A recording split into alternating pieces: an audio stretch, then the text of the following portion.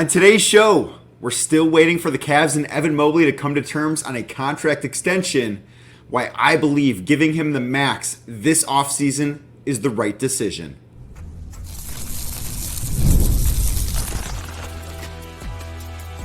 You are Locked On Cavs, your daily Cleveland Cavaliers podcast. Part of the Locked On Podcast Network, your team every day. Thank you for making Locked On Cavs your first listen every day. A proud part of the Locked On Podcast Network, your team every day. You can find the show wherever you get your podcasts. If you're listening via Apple, Spotify, anywhere else, make sure you give us a 5-star review. Click the subscribe button as well. You can also check out the show on YouTube. Just go on YouTube, search Locked On Cavs. If you're watching this video, click that thumbs up button right now before you go any further. Make sure you like this video. Make sure you are subscribed to the Locked On Cavs YouTube channel. Also, click that notification bell so you know when fresh content goes up. Today's show brought to you by Game Time. Download the Game Time app, create an account, and use code LOCKEDONNBA for $20 off your first purchase. Terms do apply. Hello again, everybody. I'm Danny Cunningham. You might know me from my time covering the Cleveland Cavaliers at places like 92.3 The Fan, Cleveland Magazine, and a number of other ones along the way. I'm in Vegas. You might be able to tell from behind me. I'm currently on the Strip in Las Vegas. Took in a bunch of Summer League action today. Going to take on the Cavs tomorrow as they play a Summer League game. So I'll be able to check that out tomorrow night as well as Thursday night, which if you're listening to this, obviously it's today because I'm recording this pretty late at night Vegas time. It's been a very long day for me, but you guys don't care about that. What you do care about is Evan Mobley is still unsigned. Now, when I say unsigned, obviously he's under contract for next year. But Mobley and the Cavs have not yet come to terms on a contract extension. There are a number of different ways that this could go, but I firmly believe the best course of action for all parties is for Evan Mobley to get the max this summer. This isn't something that needs to drag out into next summer. This isn't something that the Cavs need to pinch pennies on. This is something that I believe Evan Mobley has earned and will earn with his future play, which is what this is all about. So taking a look at some of the guys who Evan Mobley was in the same draft class as that have gotten this extension. In Detroit, Cade Cunningham was given a max contract extension. I believe that deal has the escalators in which if he makes All-NBA next year or wins Defensive Player of the Year, MVP, some type of award like that, then that number goes up from I believe it's $220 to $270 million over the life of the deal. Franz Wagner down in Orlando, he's got the same thing. I was surprised Franz got the full max coming off of a year where I didn't think he was all that good offensively. And that's not to say he was bad, but I just don't think that he took the leap offensively that most people, including myself, thought he would. He was one of the worst three-point shooters in the entire NBA this year. So it was a little eye-opening to see him get a max contract extension. And then Scotty Barnes in Toronto is the other one. Barnes, of course, was taken with the 4th pick, one selection behind Evan Mobley. Barnes was an all-star this year, but I think overall you would take Evan Mobley's body of work. I know Barnes won the Rookie of the Year in something that I just don't think was a very good vote. And Evan Mobley's been a Defensive Player of the Year finals. So I would take Evan over Scotty at this point. I just don't think Scotty is going to be somebody that is one of the 2 best players on a winning team, on a really, really good winning team. And I think I could say that about Evan and feel pretty good about that. But of those 3 deals that I mentioned, the one that I really think sealed the Cavs needing to give Mobley the max was the Franz Wagner one. Because you could make the case with Scotty Barnes being an all-star this year that he's more deserving of that max contract. And I get it. I would rather have Evan, but I get it. If you want to give Scotty Barnes that max because he made an all-star team in his 3rd season, I totally get it. Cade Cunningham was the number 1 overall pick. So again, I get it. I get wanting to have the number 1 overall pick on that max contract. It's just something that's so much easier to do. It's so much easier, even if Cade hasn't earned it with his play on the floor, partially because of some injuries that he's dealt with. And Obviously, that situation in Detroit has not been great. I did speak a little bit with former Cavs head coach and current Pistons head coach JB Bickerstaff on Tuesday over at Summer League. So that's certainly, JB seemed to be in a pretty good space, and certainly I'm sure is very excited to coach Cade Cunningham. But he's someone that, because what comes along with being the number one overall pick, if there's still hope of success, which I firmly believe Cade Cunningham is going to be a good player in the NBA for a while, giving him that max contract extension is really not a big deal. But then you get to Franz Wagner, where, yeah, he does a lot of things really well. He's nowhere near the defender that Evan Mobley is. Offensively, he was, I believe, the worst volume three-pointer in the NBA this year. He's good at a lot of things offensively, but shooting just took an absolute nosedive this year for Franz Wagner. So when he got the max, when that deal was reported, I think it was last week. The days are all running together at this point. I think it was last week that he got the max. That for me said, okay, well now Evan Mobley has to get it. Like, I don't think there can be negotiation in terms of he needs to be considered a max player with what he's accomplished. And I don't think that this is something, and we saw this last offseason / this offseason with Philadelphia and Tyrese Maxey, where Tyrese Maxey was drafted obviously the year before Evan Mobley. He was not given a max contract extension after his third year. He was set to enter restricted free agency this offseason, and he came to terms with a max contract extension with the Philadelphia 76ers. That situation, I think, is so much different than this situation with Evan Mobley. I don't think it's worth saying, hey, we want to wait another year, we want to do this, but we want to see a little bit more, the way that the Sixers did with Maxey, because there's something that was so much different about that situation than this situation, and that's that the Sixers were able to preserve cap space by doing that. The Cavs are not going to be in a position where they're going to be a cap space team next year. If they were in a position like that, my opinion would probably be different. It would probably be try and emulate what Philadelphia did with Tyrese Maxey, because I thought that was a really smart way of managing the salary cap by Daryl Morey over in Philadelphia. But the Cavs aren't going to be in that position. They're not going to be in that spot where they're going to be able to spend big on free agent targets next offseason. Like, they can't land someone like Paul George just into cap space. So that is part of the reason why it just makes sense to get this over with if you're going to get to that point eventually.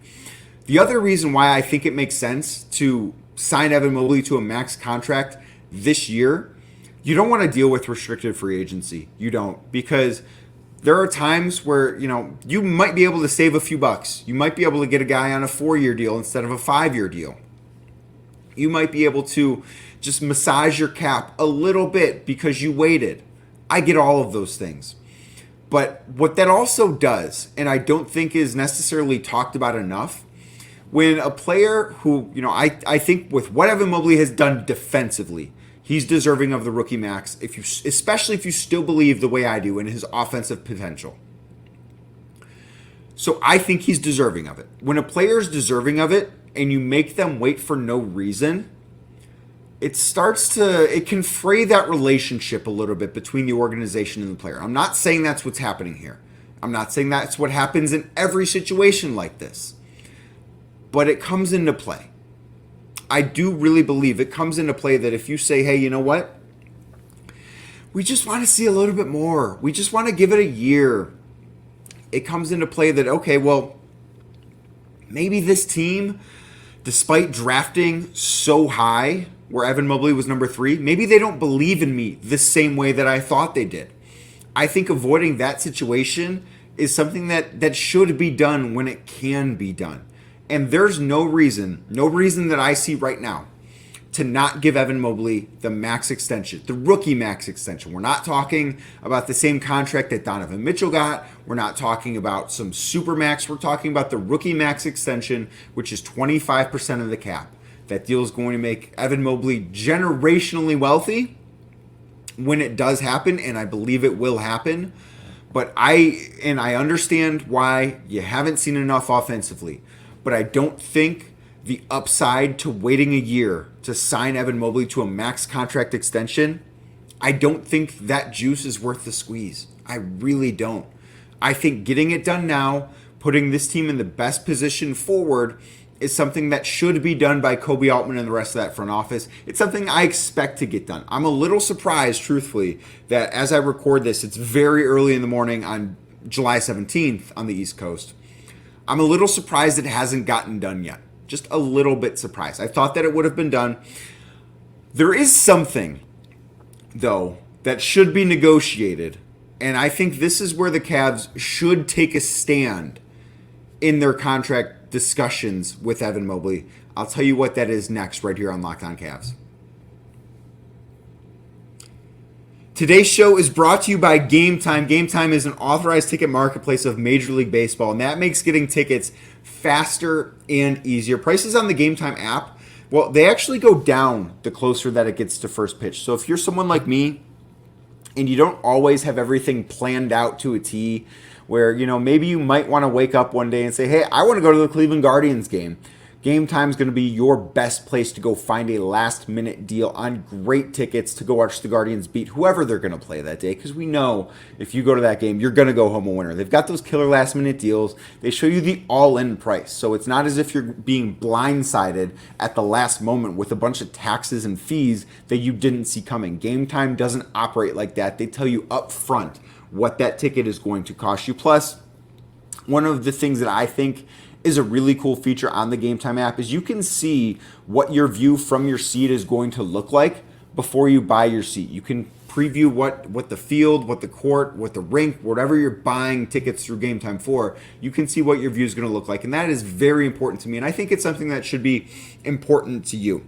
They take the guesswork out of buying Major League Baseball tickets. I've mentioned a couple times, the last time I went to a Guardians game, Guardians, Mariners, Thursday afternoon, didn't decide until late I was going to go. I actually didn't even make it in for first pitch. I was a little bit late getting to the game, but I got a great deal, and I got that great deal because of Game Time. So take the guesswork out of buying MLB tickets with Game Time. What I want you to do is download the Game Time app, create an account, and use code LOCKEDONNBA.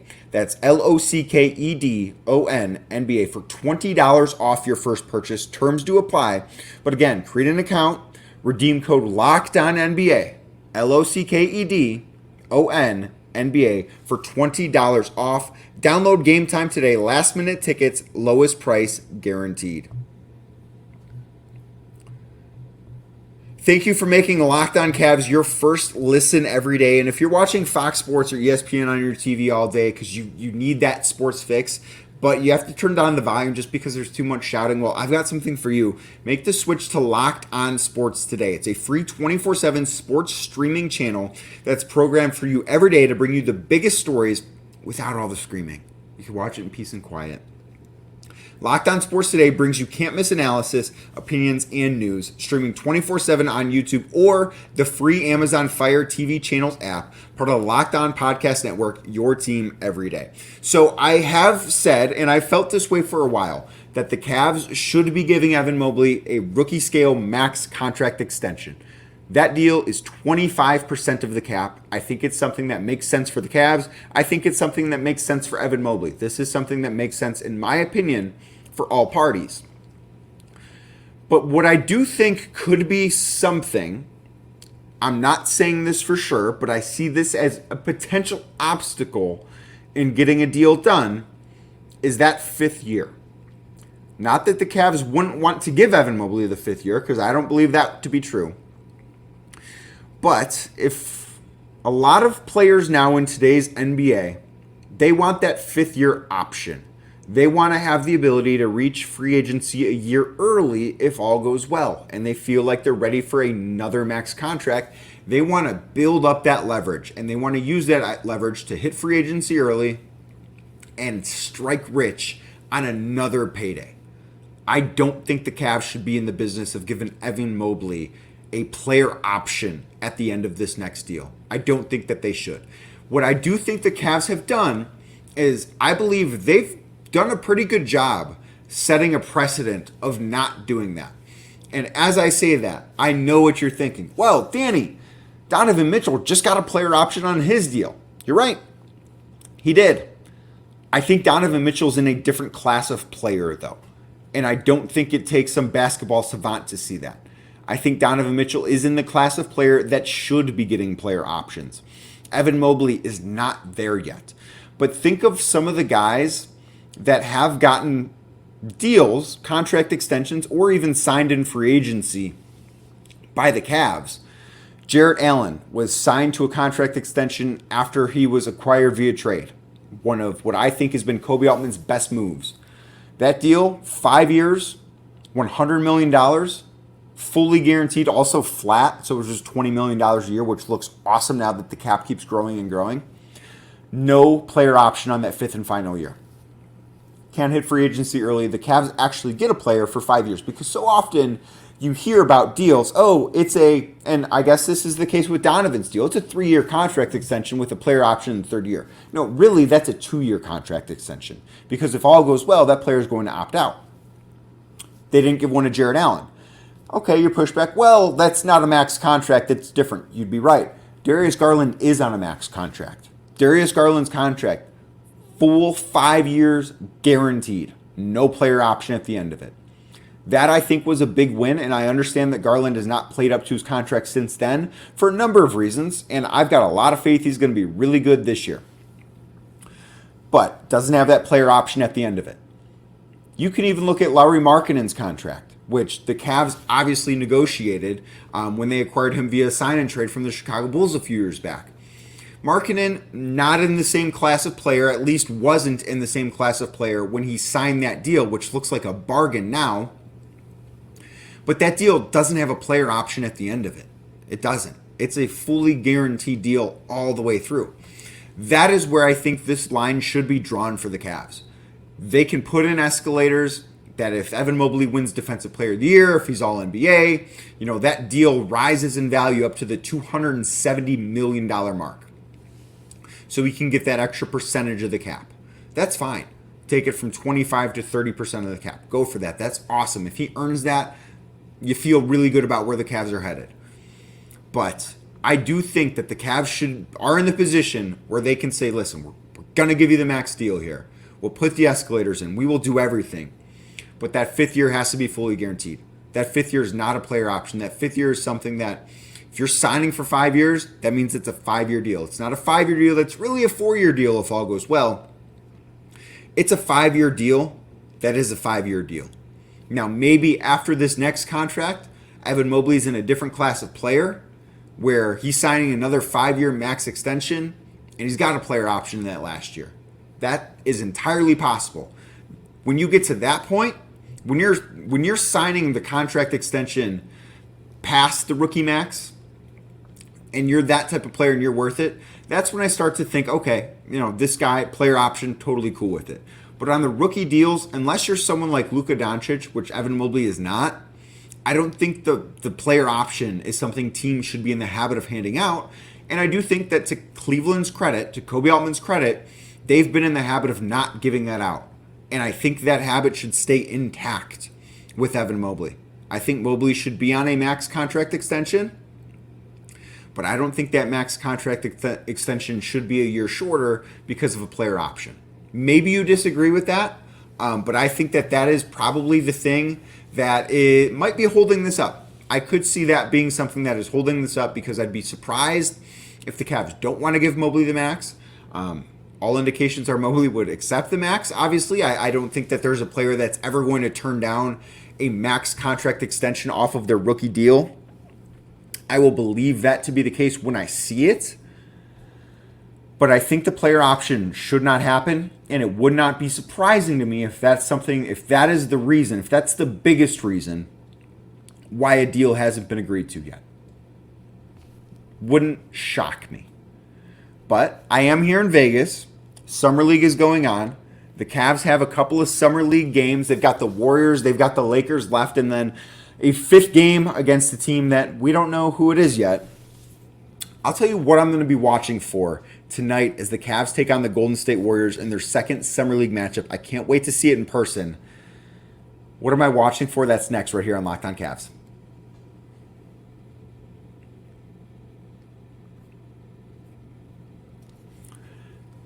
Thank you again for making Locked On Cavs your first listen every day. A reminder, hit that subscribe button, like the show on YouTube, hit that notification bell, give us a 5-star review wherever you get your podcast. That is how you can help to grow the show.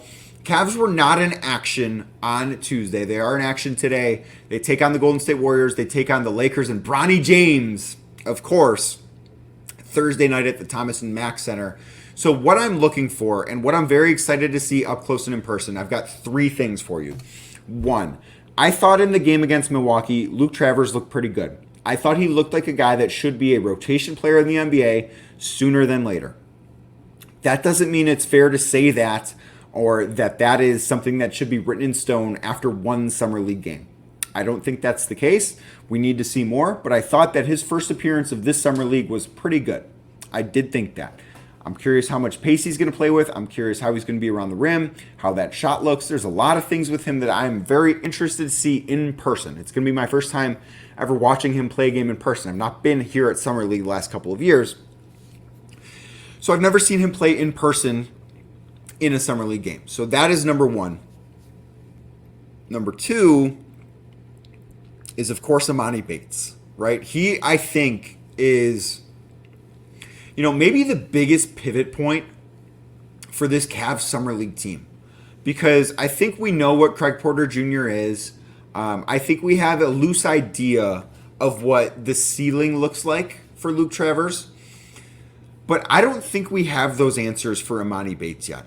I don't. I think Emoni Bates could be someone that is maybe an NBA starter one day. Maybe he's never an NBA player. I think the range of outcomes with Emoni Bates is pretty significant.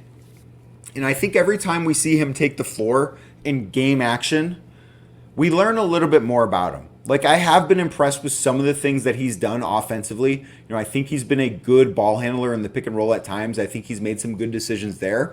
There have been other times where I think he plays with blinders on a little bit, doesn't make the quickest decisions, takes some ill-advised shots. His shot diet is one that obviously in this situation in Vegas is probably a little bit different than what his shot diet will look like when he plays real games for the Cavs, even real games for the Cleveland Charge if he's back in the G League at all this year.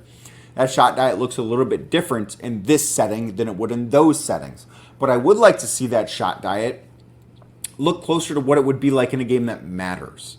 That is something that I would really like to see from him, and something that would make me feel a little bit better about his potential as an NBA player, as a rotation guy. If he's a 7th guy, I'd feel a little bit better about that. I do think him being a good shooter from the outside is paramount to his success in the NBA. So he's number 2, what I'm watching for. Number 3, just what does this Cavs offense look like? Head coach Jordan Ott, when he met with the media a couple weeks back, he talked about how they want to do some things similar, but this is just such a different setting than a real NBA game. So I get that. But I also would like to see, okay, are they playing with more pace, even if they don't have 2 bigs on the floor? Is that something that we can expect to see from the Cavs? Are they going to be a team that plays a little bit faster? Because I hope that they will. And Kenny Atkinson has talked about that being something that he wants out of this team. Is that what that looks like? How do they look like in terms of how they're distributing point guard duties? Is this something that they're going to bounce back and forth? We've seen Jalen Tyson, Cavs rookie who was drafted 20th overall. That's going to be my bonus thing to watch too. We've seen him play a little bit of point. We've seen Craig Porter Jr. play a lot of point. Emoni Bates play some point. I want to see what Craig Porter Jr. looks like, and I do want to see more of Jalen Tyson. I thought he looked so much better in game number 2 against Milwaukee than he did game number 1 against Orlando. I'd like to see him just keep building on that. He doesn't need to come out and be a star, but I thought he has rebounded the basketball really well, particularly in that second game. I think that he finished in traffic a little bit better against Milwaukee than he did Orlando. That game against Orlando, it looked like there might have been some, first pro game jitters, which I think it's fair to excuse. Like, that stuff happens, and it could be worse. He could be the number 1 overall pick that goes scoreless in a summer league game, which happened.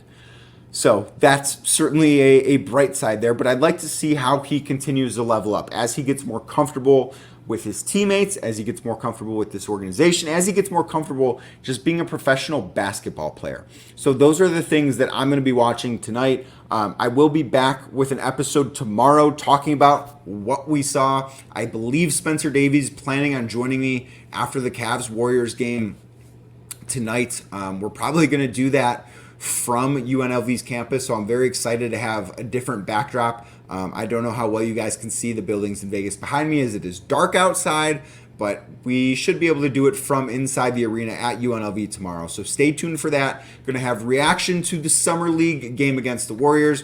Going to look a little bit ahead to the Summer League game against the Lakers and, of course, Bronny James on Thursday night. So we will dive into all of that. Thank you again. Thank you so much for making Locked On Cavs your first listen every day. It is my pleasure to get to do this and talk to you guys about the Cleveland Cavaliers every single day here on YouTube, on whatever podcast platform you're listening to. Make sure you shoot me a follow at RealDCunningham on Twitter. Make sure you subscribe to the YouTube channel. Make sure you hit that notification bell. And if you are still watching this video and you've not given it a thumbs up, what are you doing? I need you to click that thumbs up button. I very much appreciate you taking time out of your day to listen or watch me talk about the Cavs, and I will be back tomorrow with more thoughts from Las Vegas as the Summer League continues on for the Cleveland Cavaliers.